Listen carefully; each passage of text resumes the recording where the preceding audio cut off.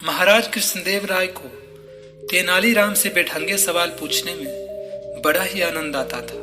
वे हमेशा ऐसे सवाल पूछते जिसका जवाब देना हर किसी को नामुमकिन सा लगता, लेकिन तेनालीराम भी हार मानने वालों में से नहीं था। वो भी महाराज को ऐसा जवाब देता कि उन्हें कुछ समझ ही आता कि वो आगे क्या पूछे। एक बार महाराज ने तेनालीराम से पूछा, क्या तुम अपने राज्य के कौओं की संख्या बता सकते हो?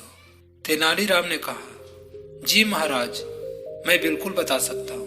कौओं की बिल्कुल सही संख्या बतानी है, ये नहीं कि अंदाजा लगाकर कुछ भी बता दो। जी महाराज, मैं कौओं की संख्या बिल्कुल सही ही बताऊंगा, आप विश्वास रखें। तेनालीराम ने कहा, महाराज आप बोले। महाराज ने कहा, अगर तुमने गलत जवाब दिया तो तुम्हें मृत्यु दंड दिया जाएगा। तेनालीराम ने साहस के साथ कहा, महाराज मुझे आपका हुक्म स्वीकार है। तेनालीराम के जितने भी विरोधी थे वो तो मन ही मन खुश होने लगे। उन्होंने सोचा कि आज तो तेनालीरामन बुरा फंसा, भला कौओं की गिनती कैसे कोई बता सकता है। तभी महाराज ने तेनालीराम से अपने सवाल का उत्तर मांगा। तेनालीराम ने बोला, महाराज हमारे राज्य में 1,20,550 कौवे हैं।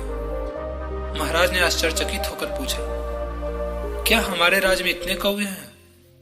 जी महाराज, अगर आपको यकीन न हो तो आप गिनवा के देख सकते हैं। महाराज ने कहा, अगर गिनती में कुछ कम या ज्यादा हुआ तो?